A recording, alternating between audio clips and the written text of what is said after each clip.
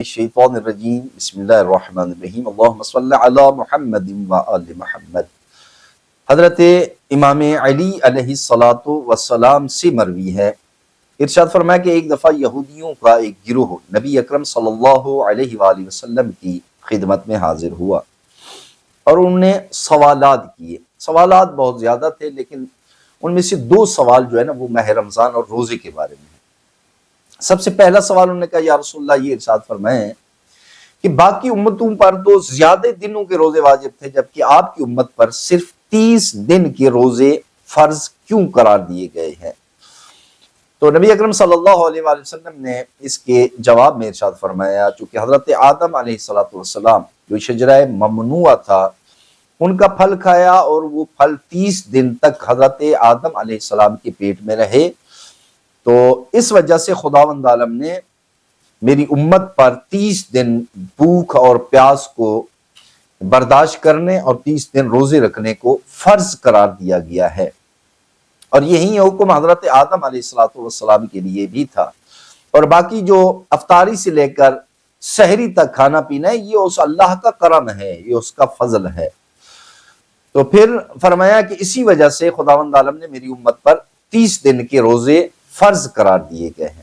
پھر نبی اکرم صلی اللہ علیہ وآلہ وسلم نے سورہ بقرہ کی قرآن مجید کی آیت کی تلاوت کی، کتب علیکم الصیام کما کتب علی الذین من قبلکم لعلکم تتقون، کہ ایمان والو تم پر روزے اسی طرح فرض کیے گئے ہیں جس طرح تم سے پہلے لوگوں پر فرض کیے گئے تھے۔ مقصد کیا ہے روزوں کا؟ لعلکم تتقون، تاکہ تم متقی بن جاؤ۔ تو ان پادریوں نے کہا، صدقت یا رسول اللہ، آپ بالکل صحیح ارشاد فرما رہے ہیں، آپ نے صحیح اور حق جواب دیا۔ ہمارا دوسرا سوال یہ ہے کہ جو بندہ روزہ رکھتا ہے اس کی جزا کیا ہے، اس کو کیا حاصل ہوتا ہے، ثواب کیا ملتا ہے؟ تو نبی اکرم صلی اللہ علیہ وآلہ وسلم نے ارشاد فرمایا، جو بندہ قربتاً الی اللہ، خالصتاً اللہ کے لیے روزہ رکھتا ہے اور اللہ ہی سے اجر اور ثواب کا مستحق ہے، فرمایا خداوند عالم اس کو 7 صفات سے میں جو ہے نا 7 صفتیں اس کو عطا کرتا ہے، 7 نعمتیں اس کو عطا کرتا ہے۔ فرمایا سب سے پہلی نعمت یہ ہے کہ اس کے جسم سے حرام پگھل جاتا ہے۔ دوسرا فرمایا کہ وہ اللہ کی رحمت کے قریب ہو جاتا ہے۔ تیسری فرمایا خداوند عالم اس کو یہ شرف عطا کرتا ہے کہ وہ اپنے بابا حضرت آدم علیہ السلام کے اس ترک اولا کا کفارہ ادا کرتا ہے۔ اور پھر ارشاد فرمایا کہ چوتھی صفت یہ خدا اس کو عطا کرتا ہے کہ وہ بندہ بروز قیامت کی بھوک اور پیاس سے محفوظ رہے گا۔ اور چوتھا خداوند عالم اس بندے کو جنت کا پروانہ عطا کرتا ہے، یعنی جہنم سے نجات کا پروانہ عطا کرتا ہے۔ اور پھر ارشاد فرمایا کہ خداوند عالم اس کو جنت کی تمام نعمتوں سے نوازے گا۔ وہ جو پادری بیٹھے تھے انہوں نے کہا، صدقت یا رسول اللہ، بالکل آپ نے صحیح جواب دیا۔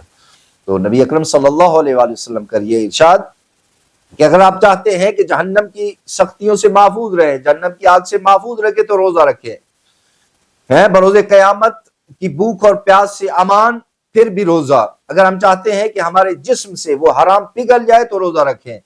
اگر ہم چاہتے ہیں کہ ہم اپنے باپ حضرت آدم علیہ السلام کے اس گناہوں کا کفارہ ادا کریں تو تب بھی روزہ رکھیں۔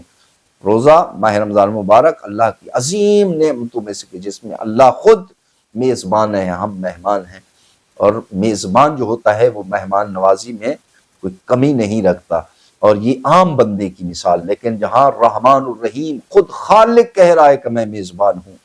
دعا ہے خلاق دو عالم ہمیں اس ماہ مبارک کی شرف اور اس کی عظمت کو سمجھنے، اس پر عمل کرنے اور ایک ایک لمحہ ضائع نہ کرنے کی توفیق عطا فرمائے، اسے اس سے زیادہ استفادہ حاصل کرنے کی توفیق عطا فرمائے۔ السلام علیکم ورحمۃ اللہ وبرکاتہ۔